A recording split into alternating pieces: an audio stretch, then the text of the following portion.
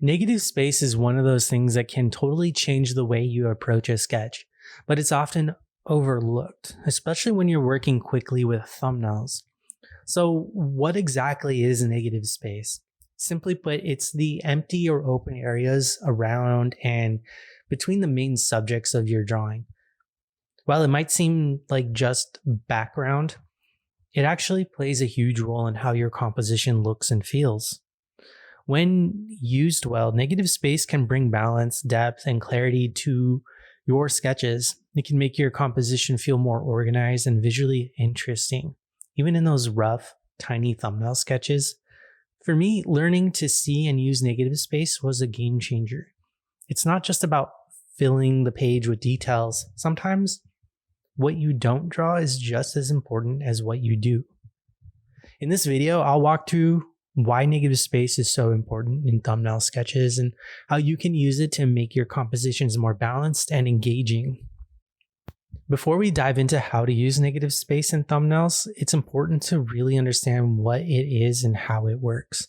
When we talk about negative space, we're comparing it to positive space, which is the area taken up by your subject, the things you're actually drawing. Negative space is everything else, the empty or open areas surrounding those subjects. Think of it like this. In a drawing of a tree, the positive space would be the tree itself, its trunk, branches, and leaves. And the negative space would be all the areas around and between the branches. Both are equally important in creating a well-balanced composition. Negative space helps define the positive space, giving your subjects room to breathe and make the whole sketch feel more intentional. Negative space isn't just about emptiness, though. It plays a major role in creating depth and guiding the viewer's eye. In fact, sometimes the way you arrange your negative space can be just as engaging as the objects you're drawing. When you start paying attention to negative space, you'll see how it can shape your compositions in ways you haven't even considered. It's about creating a balance between what's there and what isn't. And once you get it, feel for it, you'll see a big difference in your sketches. When it comes to thumbnail sketches, negative space can be a total game changer. Even though thumbnails are small and rough, how you use negative space in them can make a huge difference in how balanced and visually interesting your composition feels. And here's why it's important. Negative space can bring your thumbnail sketches to life. By carefully placing open areas around your main subjects, you give your composition room to breathe. It stops things from feeling overcrowded or cluttered, which is especially important in small, quick sketches where it's easy to pack too much into a tiny space. Sometimes what you leave out creates just as much visual interest as what you put in. Also, a well-composed thumbnail uses negative space to balance out the elements. If your sketch feels heavy on one side or too crammed in, adjusting the negative space can bring it back to balance. For me, I found that when I pay attention to negative space, my sketches feel just more cohesive and natural. It helps create harmony between the positive elements and the empty areas. Negative space can also be a powerful tool for directing the viewer's eye. By leaving more space around the focal point, you can draw attention exactly where you want it to go. I like to think of negative space as a spotlight. It's guiding the viewer toward the main action or subject in a subtle but effective way. This technique can be especially useful when you're trying to tell a story within your thumbnail. And believe it or not, playing around with negative space can actually spark new ideas. Sometimes when I'm sketching thumbnails and hit a creative block, I start focusing on the negative space and suddenly new compositions or solutions pop up. Exploring those empty areas can inspire you to think outside the box, leading to more innovative and dynamic sketches. Understanding and using negative space in thumbnail sketches might seem like a small detail, but it's one that can totally elevate your work. When you start thinking about both the objects and the spaces around them, your compositions will start to feel more polished and intentional, even in the early stages of your creative process.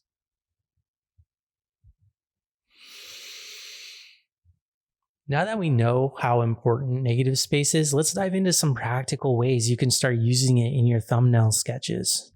These techniques will help you create more balanced and interesting compositions even when working quickly.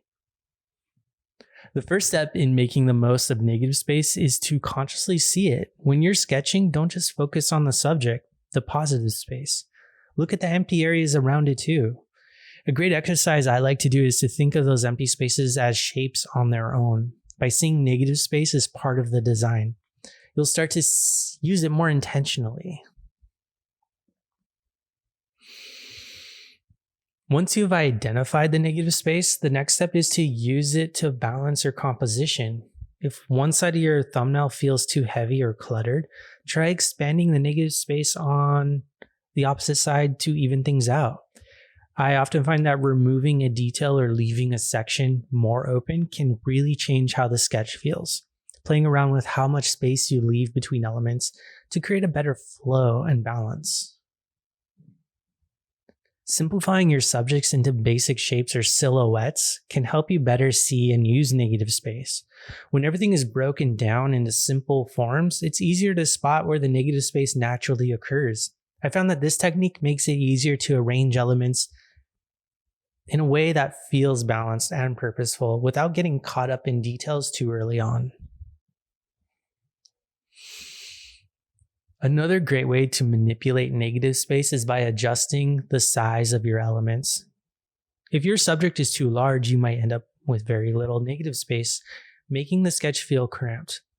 On the flip side, shrinking certain elements can open up more space around them, allowing the composition to breathe. I love playing around with scale and proportion in thumbnails. It can totally change the dynamic of a sketch and bring new life to the composition. By practicing these techniques, you'll start to see negative space not as an afterthought, but as a vital part of your thumbnail sketches. With a bit of intention and experimentation, you'll be able to use negative space to create more engaging and harmonious compositions.